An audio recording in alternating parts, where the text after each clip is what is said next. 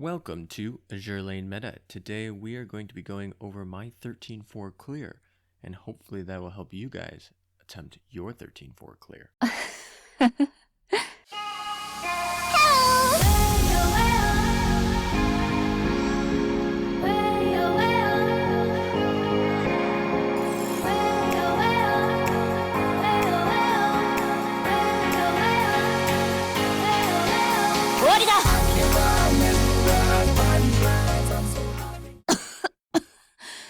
Welcome back, guys. Today we're going to be attempting to clear 13-4. If you use this fleet, you can use it for 13-1 through 3, so I won't go through all of that to bore you, and we'll get straight into 13-4. This is my first attempt. No attempts, no defeated escort fleets. This is the first attempt. This is what I'm using. I figured I'd show you my cats. If you want to know more in depth about what equips I'm using, I'll go a long, in-depth version after the clear. But right now, we're just going to go through the clear, and you can skip to that part of the video there. We're going to speed this up because it's basically just doing the mob fleets. Just make sure you change that circular formation. It helps with the A, and that is the best for 13-4 because there's a lot of planes. And we're just going to zoom through this right here. You're going and targeting the least important, the least high level. So you're targeting level 1 and level 2 boss or nodes, not boss nodes. And basically just clearing through that because those are easiest. Once you get it to threat level 0, then you can go back and do the full-on clear here. Airstrikes, you can see, are very popular here, and that's just going to happen. We are running that SG radar on Alabama, so we're trying to help out on that, but it's still not always enough here. We've got to reposition the submarines so that we can actually use it. Also use those repairs from Akashi, because that's the whole point of using a repair ship. Actually, not the whole point. Make sure you take care of those fleet commands when you do run across them. Just, usually your torpedoes, if they're leveled enough, will be able to take those out since they are heavy armor. But, if not, focus your vanguards, spread on them, and if you are auto-targeting, do that. There is a node for reloading, so even though you have to clear through 7 nodes before the boss node will appear, you do get to reload a little bit. So technically Akashi is not 100% necessary, but she is extremely nice because of her AA stat. Alright, boss node has appeared, so here we go. We will finally actually go, and I will show the full clear. Level 122, so we can't even over level. And yeah, we're gonna do this not auto. We're going to do this manually, and make sure you once again switch to that circular mode. So basically this fleet is just an HMS fleet that's going to focus on damage. We do have to keep enough carriers in order to keep that ACV into at least air superiority. Here, these 2 beginner bosses are pretty light, although they are going to eat that Warspite's trigger here. That fleet command ends up showing up, and this is when I trigger those torpedoes. This is the boss fleet, so if any of the torpedoes end up dying at the end, it's not a huge deal, but if that fleet command ends up sticking around, that's a problem. So we end up clearing that out almost a little bit too quickly, I think, but we have that fleet command again at that bottom corner, and we have the repair ship at that top corner, which will repair Taiho from 80 all the way back up to full health bit, or I think 100. So basically you need to take that out first, target that. The torpedoes should be still launching from that early strike. Then we use Warspite to go hit that fleet command, and now Taiho's little buddies are gone, so now it's just us and her. So there's that Divine Marksman again. Very nice. Taiho is heavy armor, so Warspite with an AP gun is great. We're a little over halfway there, I think. The airspace dominance clears. Now we will have Warspite and Formidable target at the same time, freezing up that Taiho so that those AP shells from Warspite will connect. That is basically the whole strategy of this fleet. Nothing too much you have to worry about. Those bombs that are just showing right there do a lot of damage, but Sandy with her AA skill is great. I'm not sure if I'm going to get a full clear here, because that middle ship is, or Sandy, the middle ship is doing a little bit, but there we go. We finally get it. So S clear mode on the first attempt of 13-4, And that's how you do it. Now you just have to do it a ton more times. No bunker hill on the first attempt. Oh well. And here we go with what the MVP, obviously Warspite, and here's what the damage looks like. Warspite deals a lot of damage, but Noshiru deals also a good chunk of damage, and so does San Diego, becoming the second largest ship of damage dealing. But basically the carriers are there for support of Warspite, and Warspite did its job. So that's how you clear it. 18%, so we got to do it all the way up to 100%, and then threat level 0, so that's another 10 times, so I'm going to be running this mission a lot. Have you ever wondered how I get my game footage for Azur Lane? Well, I use my computer and BlueStacks. BlueStacks is an Android emulator for PC, and it allows you to play mobile games like Azur Lane on your computer. If you're interested in an Android emulator, there are referral download links in the description under affiliates. So with that out of the way, and while I finish up the rest of 13.4 to 100%, I'll go over the team that I used and give you guys a little bit of sense of what was going on. So this is my boss fleet. This is the more important fleet. We obviously have to deal with Taiho. We have to deal with the repair ship that will basically keep her alive forever, and we got to deal with those attack command fleets. So what I am doing here is I am using Warspite Retrofit because she just deals a ton of damage. I'll probably use Georgia in the future once I get her all the way leveled up, but for now my Warspite Retrofit is completely done. Then we want to use more carriers. This is because, well, we're dealing with that air value, the ACV, and so we need to keep our carrier value up. So you arguably could use Enterprise here or some other carriers, but we picked 2 carriers to complement Warspite. Centaur, which will give that 15% boost, and Formidable, which will lock the opponent, and we have them timed up, and I'll show you the equips in a second, so that Warspite will Formidable and Warspite will lock right at the same time, right after Centaur boosts both of them 15%, so that's perfect. Also, we have our main cat here that gives us a benefit. Here we go. Sorry. We have our main cat here, which gives us, if we have 4 Royal Navy ships, we decrease the amount of damage our Vanguard takes. So we are actually going for that boost here, and by playing 3 HMS backline, we only need to play 1 HMS Vanguard ship, and we end up picking Belfast because she has that smoke screen that decreases aviation damage. She's also just not a very bad ship in general. She's pretty good, so we go with that. Sandy Retrofit, pretty much the best ship you can pick.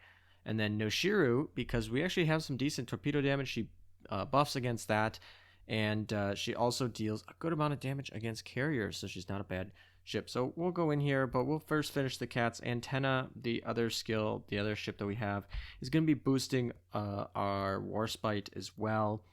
And we also, because she's the flagship, will get a boost as well. And yeah, we also boost AA and stuff for the battleships. It seems kind of like a waste, but it really isn't. We also will, for when we get to the torpedo fleet in a second, because Warspite is our Vanguard, we'll actually get a boost there as well. And of course, these are all the talents that we picked up. Not the best talents that we could have had. I haven't done as much resetting on cats as I would like. I save my coins for other things, but we'll go jump right into the equips here. I think Formidable will start here. So we use the pirate squad basically just so that we can get this skill here with the AA, which is actually very relevant for 13.4. We then use the targeting torpedo bomber, so this will basically have the bombs all converge. It does a lot less damage than the Barracuda, but crash damage that we're missing out does not apply. And even though we're missing out in the total effective damage, the fact that they converge will actually help us out here. And you think that sometimes they can miss, but Formidable's skill here of being able to lock them for basically 1.5 seconds and then fading for slow for 2.5 seconds. So for 4 seconds, they're going to be slowed down which is going to be nice. Then, because of her skill, we use the Fairy Albacore, which is, I believe it's this skill right here. Yeah, Fairy Albacore gives our 15% boost to the efficiency, which actually makes this relevant. So that's what we go here. We go with a single gold. We go with a single gold catapult because, well, we need the timing to work a little bit better because we are using 2 slower planes. These, actually 3. All 3 planes are pretty slow. She also only, she doesn't have any dive bombers either. So we are going to go slow. So we need to have that decrease in the loading time so that it pairs up nicely with the Warspite. Everything else is all loaded up for her, and that's pretty much it. So for our other carrier, Centaur, we try to get her. We need to move her a little bit faster, but because she has 2 fighter slots, she's going to be pretty much firing before, just to be sure we do this 4%. And that is so that we can play the slower planes. So you could play the Repu and get faster, but this, once again, we want more AA boosts. So we want to have this and the other ship just kind of boosting that AAA. This has more fighter ability for these weapons right here. And so this is why we want to play this over the Repu, and that we actually give up some of our launch speed. This plane versus the Barracuda at World 13.4 is technically a little bit better, I think, but obviously you're giving up basically its skill. It's not a huge difference, but definitely there's only one of them in the game. And yeah, once again, we just go with that, all skills up.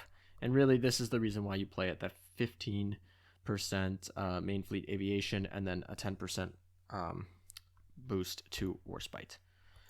Then we go to Warspite. This is our main damage dealer. We're choosing AP because we have Taiho, who's heavy armor, so we want to have an AP gun. And this is pretty much the best option we have until you get that PR gun.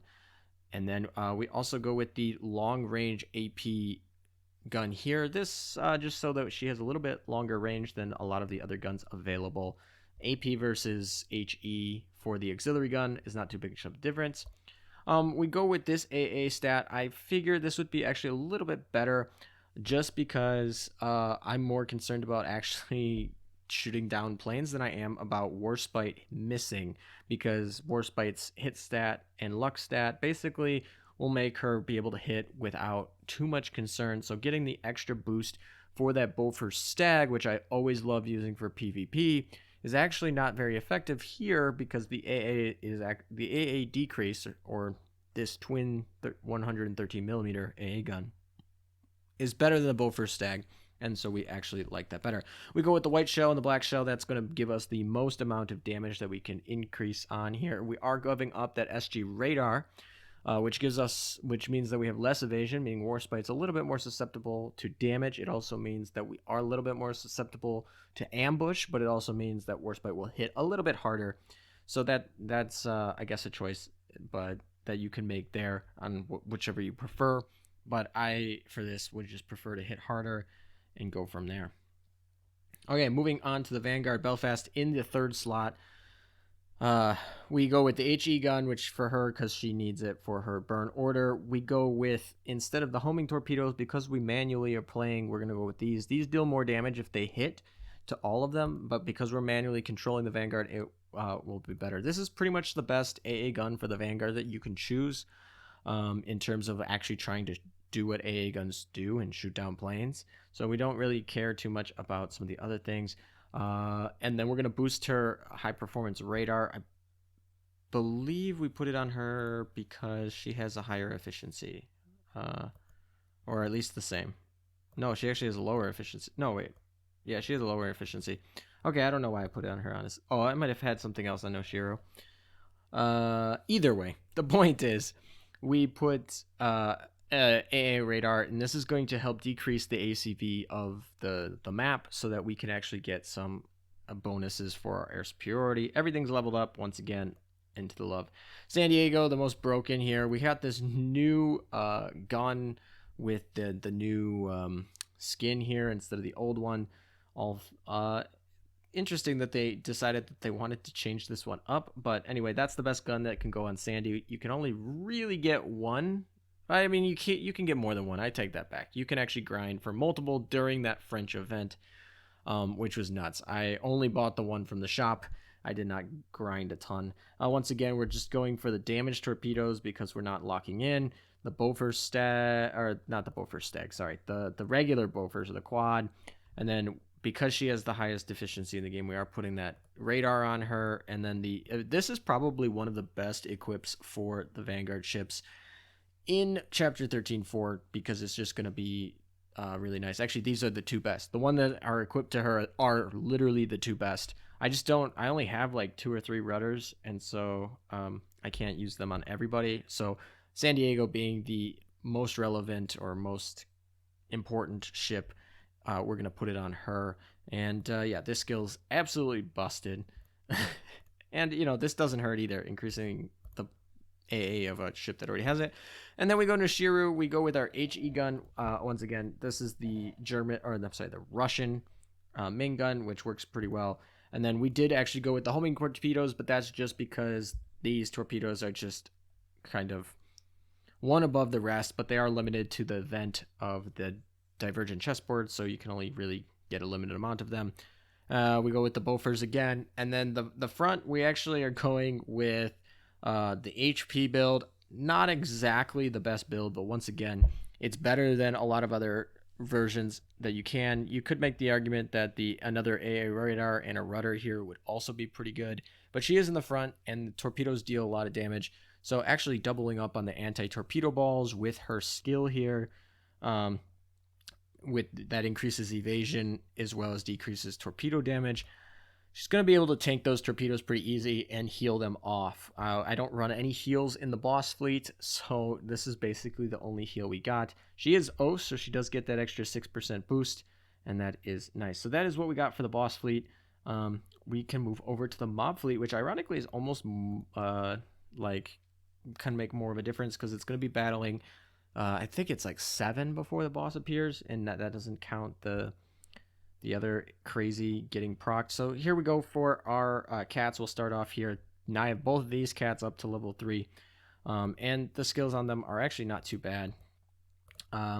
So here we have, when it's command cat, we are basically going to be boosting all of our cruisers. And if you looked really quickly, basically all of this is all cruisers. And then here we go for the Bishmaru, which actually, when the staff cat, will boost our carriers. Now we only have one carrier. I was thinking of running Unicorn here, but actually for this third skill, if you only have one carrier, we actually will be able to decrease the launch time of Essex, which actually will really help, because one of the things you want to do in a mob fleet is get the battles done as quickly as possible. And by taking 8% off of that launch speed, it really, really does help. Then obviously just more cat bonuses. So we go in here, we have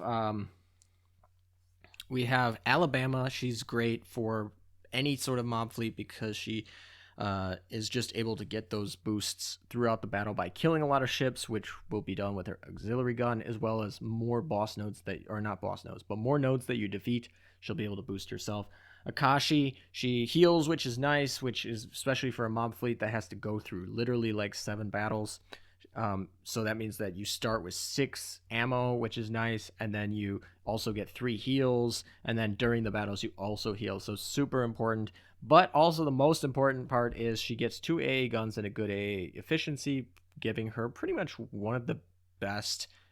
She's pretty much one of the best, if not the best AA boat. I don't know exactly off the top of my head if she's the best, but she's definitely up there. And Essex is more or less the best World 13 carrier. I could put Enterprise here, but it's a mob fleet, and getting the decreased damage from aviation from her skill is amazing. That's why we actually run 4 USS ships here: Alabama, Essex, Portland, and Baltimore. Portland, the #1 tank for World 13. She's got AA guns and is just an amazing tank. She's retrofitted. Baltimore is kind of a little bit of a glass canyon, but she will boost our Essex, and that's kind of nice. And we probably want to run her in the boss fleet. Actually, she's better for the boss fleet, but I didn't want to run Juno. It would look bad to run Juno, so we put her here because we needed a USS ship, and I only had her. It was her or Juno, and I think she would be better here. And Noshiro is perfect for the Vanguard fleet because she's not actually locked to IJN on the like evasion rate torpedo steel. St. Louis is actually fine here. Rune is probably a better option for World 13, but St. Louis actually works just fine here because on the mob fleet, you're not going to be dealing with your battles aren't going to last more than 50 seconds anyway, so her evasion rate is actually going to be nuts. She's going to be like a little mini destroyer, and her HE ability is actually super good. Yeah, basically her HE allows you to kind of deal with all of the problems. Basically, yeah, it allows you to deal with all the problems that come with mob fleets. Okay, well, let's look into the equips really quick, and we'll start with Akashi. She's not done. She is sadly one of the ships that I did not invest really anything into. Yeah, I didn't really invest anything into her because she's not useful for PvP. And then for trying to make this video, I started to level her up, but she's not fully done. You can see that repair toolkit. I haven't been able to use all of my auxiliary equips on. Actually, do I have any more? Probably could because I've been grinding a little bit. I could level it up like 1 or 2 more times. At this point, it probably doesn't matter very much. But basically, the skill is why you actually use this, not the 380 HP, although that does help. And then, yeah, we give her that AA radar to get the help with the efficiencies here, as well as the 2 best guns. This is for the backline because of the range and the damage per shot. This is actually the best gun you can use if you want to shoot down planes from the backline. So that is what we're using on her. And then her special item. This particularly works just to her. Very good item. And yeah, very good ship for the mob fleet because you can actually give up the damage she does. So were you to make up this damage again, we got Essex. We are going with this Hellcat. This probably should be that Jolly Ranger thing, but we're using 2 of them in the boss fleet because that I think is more important to get your AA up properly. And next month, which will be when we get more in the core data, I'll pick up another one and you would actually put that here. So for people who have 3 of them, or like next month, you definitely use that over the Hellcat. But the Hellcat's just what I had. This is obviously the best dive bomber we have, so we're going to use that. Barracuda, we can't get more of that that other dive bomber that I used in the boss fleet on, was it Centaur? I think it was on Centaur.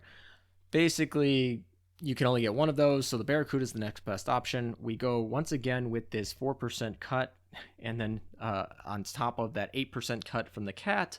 And so we're going to be actually launching pretty early here, and it will make up for other stuff. All the skills. This skill is really great. 12% chance of just being Yukikaze for all of your U.S. ships. I think it's all of your U.S. ships.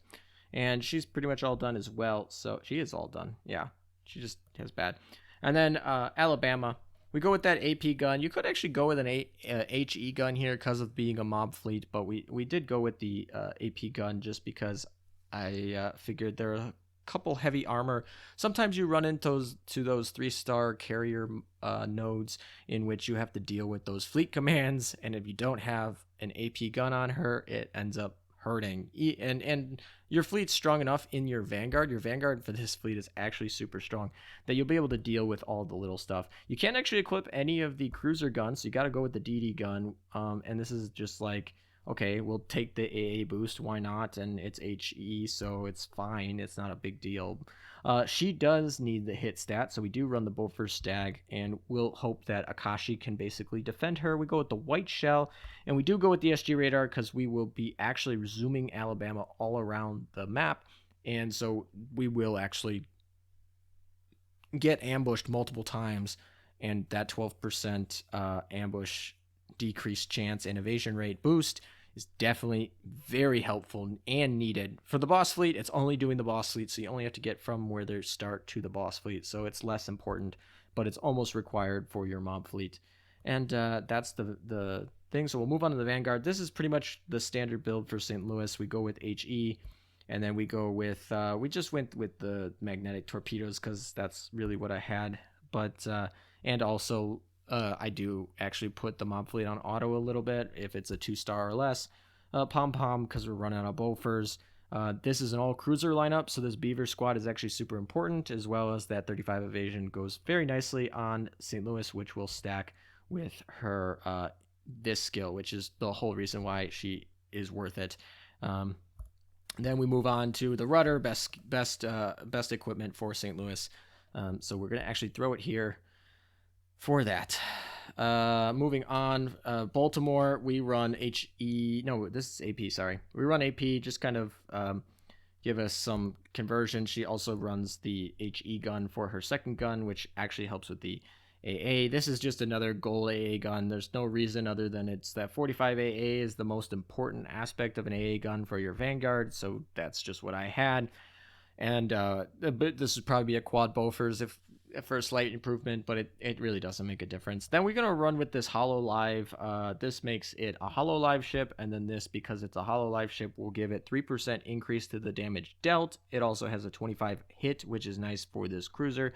That's lower on that, and the evasion is actually nice too. So this makes her a little bit of a glass cannon, but she's great. This AP skill, changing ammo, is great, and then this actually boosts our Essex as well. And yeah, that's basically her. She's fantastic. And then last but not least, we'll move over to Portland. Portland should have evasion equips, but we ran out of them, so we are just going to go with the full build. Arguably, she's in the front row, so she actually takes a lot of damage from the torpedoes. She also is going to take the most damage of any ship in any of the lineups, so giving her repair toolkits actually helps a little bit because you're going to be running 7 battles, so she's going to actually get to trigger it a lot. It's actually better if you use the evasion equips, but once again, I don't have like 6 of them. I don't have 6 rudders. That's at plus 10. We are going to run the AP gun and then HE gun in the back line, so we just have more of that, and the same here. This defense mode works. We haven't leveled up this skill because Indianapolis is not good, and that goes with our mob fleet. So just finishing it up quickly, we'll go and move on to the all the way over to the submarine fleet. Here we go. So Steel is basically the best sub. So she's just increasing all the torpedoes, and she also increases the damage dealt from all this stuff. Then for the second thing, Growl is actually the best. When it's assigned as a staff cat, you increase a bunch of your torpedo stat, which is really the only stat that matters for your submarines. And this right here is what I was talking about earlier with the battleship being the flagship. You get an increase to your accuracy, which is the other important stat. These are basically just increasing your DPS. This is the reason why this video is taking so long, because I wanted to actually level these all up to level 120, and it takes forever to do that. We'll go through them. U-101 is probably the best fleet, or I'm sorry, the best submarine that there is before that Japanese one that's not out in English yet. We got our 2 gold acoustic torpedoes. I have not been very diligent in getting all of them, so the other ones are going to have purples. This basically doesn't matter. I mean, I don't even have it up to plus 10. These are important, but you want one of these, and then because the German subs have oxygen under 200, you're going to want, because the German subs have oxygen under 200, you definitely want the snorkel. The difference between 6 and 10 doesn't make a huge difference. You just have to make sure you time your launch speed so that you finish the mission before they surface so that they don't take the damage. That's just like kind of important. Would this be better if it was plus 10? Kind of. Would it actually make an effective difference? No, not really. Do I want to waste prints on them? No. Sorry, guys. This skill is absolutely amazing. That's why we're running the U-boat squad. Here, continue with the U-boat squad. Yes, I know these are purple. I'm sorry. They do most of the damage. See, that's 144, and this is 160. So that's 16 times 2. So it doesn't make a huge difference. Once again, everything else the exact same. And once again, this wolf pack is awesome. Here, everyone comes in and asks me like, okay, she wants to be a lone wolf. This skill is pointless. You don't need it. You just focus on this skill, which is fantastic. She also boosts your other 2 subs, and once again, pretty much the same loadout as the other ones there. So that is it, guys, for the fleet.